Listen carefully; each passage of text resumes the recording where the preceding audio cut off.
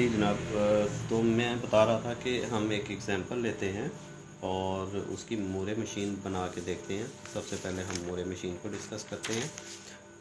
देखें, for example ये मेरे पास एक टेबल है। मोरे मशीन पहले एक ट्रांजिशन टेबल की शक्ल में रिप्रेजेंट हो रही है। फॉर एग्ज़ाम्पल इधर मैं कहता हूँ कि स्टेट्स हैं और इधर ए रीड करने के बाद और फिर बी रीड करने के बाद हम देखेंगे ट्रांजिशन कहाँ पर होती है और यहाँ पर आउटपुट है। मैं कहता हूँ 4 स्टेट्स हैं और एक Q0 है, ये स्टार्ट स्टेट है, इसको माइनस से रिप्रेजेंट कर लेते हैं, और एक Q1 है, Q2 है और Q3 है। Q0 से हम ए रीड करें तो हम Q1 पे जाते हैं, फिर यहाँ से Q3 पे, यहाँ से Q0 पे। मैं एज सच टेबल को कॉपी कर रहा हूँ, तो कॉपी करने के बाद मैं आपको I will make you understand कि ये ट्रांजिशंस कैसे होती हैं। और यहाँ पर ये अच्छा याद रहे कि फाइनाइट ऑटोमेटा में हमें एक फाइनल स्टेट ज़रूर लेनी होती है जहाँ पर हम अपनी लैंग्वेज को टर्मिनेट करते थे और यहाँ पे वो रिकॉग्नाइज होती थी। जबकि फाइनाइट ऑटोमेटा विद आउटपुट जो हैं, जिसके जो 2 मॉडल हैं, जो मशीन्स हैं, एक मोरे मशीन और एक मेले मशीन, इसमें कोई फाइनल स्टेट नहीं होती और लैंग्वेज एक स्टार्ट स्टेट से स्टार्ट होती है और किसी भी जगह पे वो रिकॉग्नाइज हो जाती है और आउटपुट होती जाती है, आउटपुट करैक्टर प्रिंट करती जाती है। चलें, इस बात की समझ आपको थोड़ी देर बाद आ जाएगी जब हम इस टेबल की, ये ट्रांजिशन टेबल है एक, और इस टेबल की जब हम मोरे मशीन डिज़ाइन करेंगे तो तब आपको इस बात की समझ आ जाएगी। तो चलें हम इसकी मोरे मशीन डिज़ाइन करते हैं। तो मोरे मशीन डिज़ाइन करते हुए हम क्या करना है, ये स्टार्ट स्टेट से हमने स्टार्ट करना है, Q0 में एंट्री लेनी है और Q0 पर जब एंट्री लेंगे तो हम 1 प्रिंट करेंगे।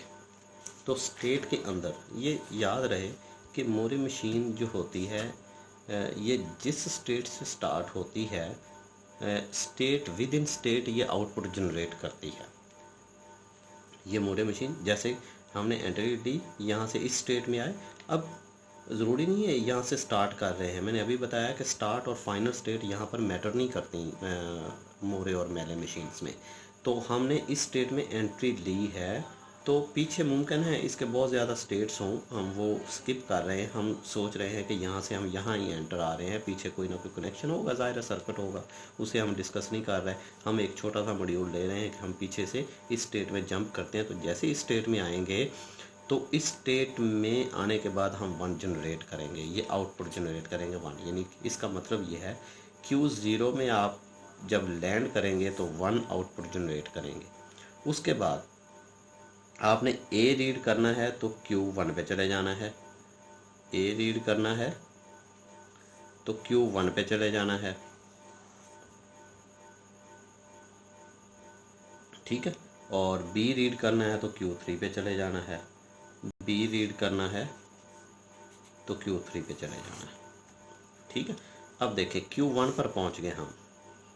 जब हम Q1 पे पहुंच गए, देखें Q1 पे जब हम Q1 पे एंट्री लेंगे तो क्या प्रिंट होगा, 0। तो यहाँ 0 प्रिंट होगा, ठीक है। और जब Q3 में एंट्री लेंगे तो क्या प्रिंट होगा, 1।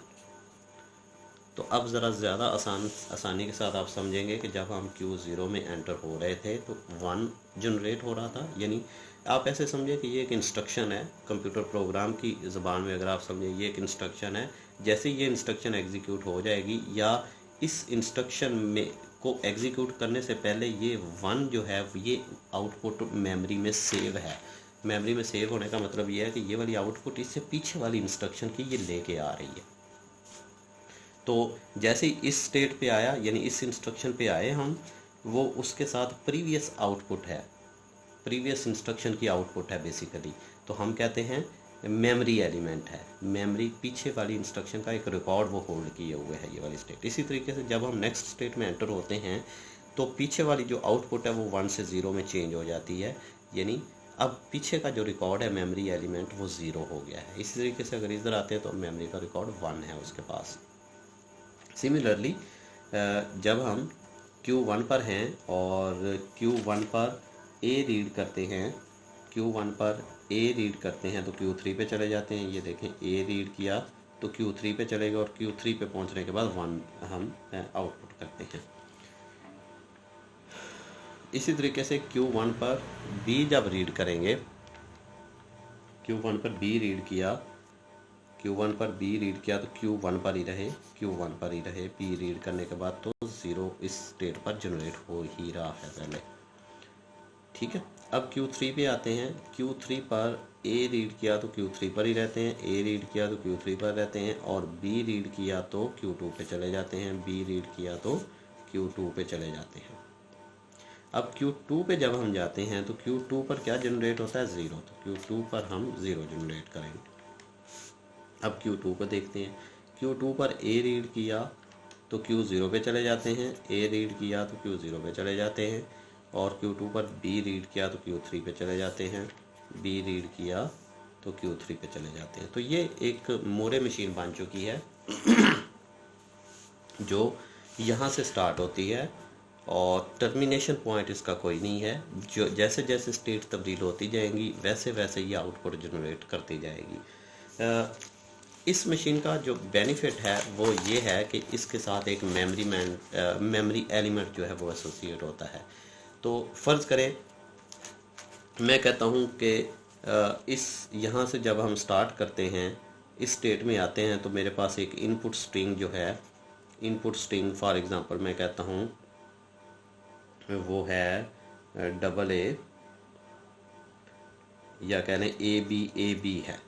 तो जब ये इनपुट देंगे हम इस मशीन को तो आउटपुट क्या निकलेगा हमने ये देखना। तो आउटपुट देखते हैं क्या निकलता है। तो देखिए जब इस मशीन में हम एंटर होते हैं तो क्या प्रिंट हो जाएगा, 1 प्रिंट हो जाएगा, ये 1 प्रिंट हो गया। उसके बाद A रीड किया हमने, A रीड करने के बाद हम कहाँ चले गए, Q1 पे चले गए। A रीड किया तो Q1 पे चले गए और वहाँ क्या प्रिंट हुआ, 0 प्रिंट हुआ। यानी A रीड करने के बाद हम नेक्स्ट स्टेट पे गए और उसके नतीजे में प्रिंट क्या हुआ, 0। यहाँ फिर पहुँच गए। यहाँ Q1 पर B रीड किया, B रीड किया तो हम Q1 पर ही रहे और प्रिंट क्या हुआ, 0। फिर Q1 से A रीड किया तो हम Q3 पे चले गए, Q3 पर प्रिंट क्या हुआ, 1। यहाँ पर फिर A रीड किया तो क्या प्रिंट हुआ, 1। तो देखें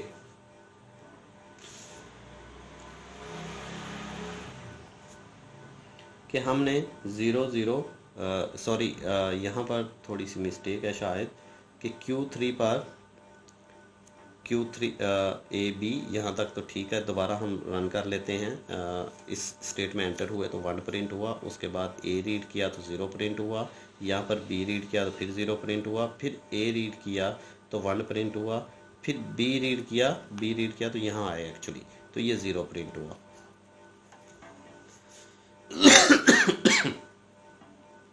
तो देखें हमने एक छोटी सी स्ट्रिंग ली जो कि 4 अल्फ़ाबेट्स पर कंसिस्ट करती थी, लेकिन उसके नतीजे में क्या हमें मिला है, 5 आउटपुट करैक्टर्स मिले हैं, 5 आउटपुट करैक्टर्स मिले हैं। यानी हर स्टेट पर हमने कहा है कि फर्स्ट स्टेट पर हम 0 हमारे पास आउटपुट होगी, सेकंड स्टेट पर 0 होगी, थर्ड स्टेट पर 1 होगी, फोर्थ स्टेट पर 0 होगी। लेकिन ये वाली जो आउटपुट है ये क्या है, ये प्रीवियस इनपुट को लेके चलती है। तो मोरे मशीन का जो एक बेसिक डिफरेंस है मेले मशीन से वो ये है कि मोरे मशीन जब भी स्टार्ट होती है ये अपनी एक प्रीवियस इनपुट को लेके चल रही होती है। तो हम कहते हैं कि ये बेसिकली कम्बिनेशन होता है प्रीवियस इनपुट का, इनपुट अल्फ़ाबेट सेट का, और आउटपुट अल्फ़ाबेट करैक्टर्स का, आउटपुट करैक्टर्स का। तो इसमें प्रीवियस इनपुट ज़रूरी है। तो हर दफ़ा ये इनपुट लेटर से एक ज़्यादा आउटपुट जनरेट करती है। तो हम बेसिकली इसका फिर फ़ायदा क्या हुआ, इसका फ़ायदा ये हुआ कि हम कोई भी मोरे मशीन बना के उसको कनकैटिनेट कर सकते हैं किसी भी प्रीवियस मशीन के साथ। सीक्वेंशियल सर्किट आपको पता है कि कंप्यूटर में बेशुमार सीक्वेंशियल सर्किट होते हैं और एक की इनपुट जो होती है वो दूसरे के आउटपुट बन रही होती है। तो एक की इनपुट लेके हम दूसरे की आउटपुट बनाते जाएंगे। तो इस तरीके से हम मशीन्स को आपस में कनकैटिनेट करने की एबिलिटी रखते हैं। जब मशीन के पास ये एबिलिटी आ जाती है कि वो प्रीवियस मशीन की आउटपुट को वो याद रखने की एबिलिटी जब होती है उसके पास, यानी मेमोरी होती है, तो ये बेसिकली उसकी मेमोरी है, ये पीछे वाली स्टेट को वो होल्ड करके रखती है। तो अब नेक्स्ट लेक्चर में हम इसकी थोड़ी सी एप्लीकेशंस देखते हैं कि कोई भी मेमोरी मशीन जब हम बनाते हैं तो वो किस पर्पज़ के लिए बनाते हैं, क्या उससे हम किसी लैंग्वेज को रिकॉग्नाइज कर सकते हैं। तो उसकी एक दो एग्जांपल्स मैं आपको करवाऊंगा, तो आप नेक्स्ट वीडियो देखें प्लीज़। तो उसमें मैं एक और एग्जांपल, ये शॉर्ट वीडियोस एक्चुअली मैं इसलिए सेव करता हूँ कि ये इसकी जो है ड्राइव पे, गूगल ड्राइव पे इसकी अपलोडिंग में आसानी हो जाती है। तो ज़्यादा लंबी वीडियो जो है वो अपलोड में प्रॉब्लम होती है और बात दरमियान में लाइट चली जाती है। तो क्योंकि हम घर में हैं तो यहाँ पे यूपीएस वगैरह नहीं है, तो शॉर्ट वीडियो ज़रा जल्दी अपलोड हो जाती है और आपके लिए भी ज़रा, आप भी बहुत टाइम से निकल आते हैं, तो इसलिए ज़रा ज़रूरी है कि शॉर्ट वीडियोज़ आप देख सकें। चलिए नेक्स्ट वीडियो आप प्लीज़ देखें, तो उसमें हम इसकी एक दो एप्लीकेशंस करते हैं विद एग्जांपल्स।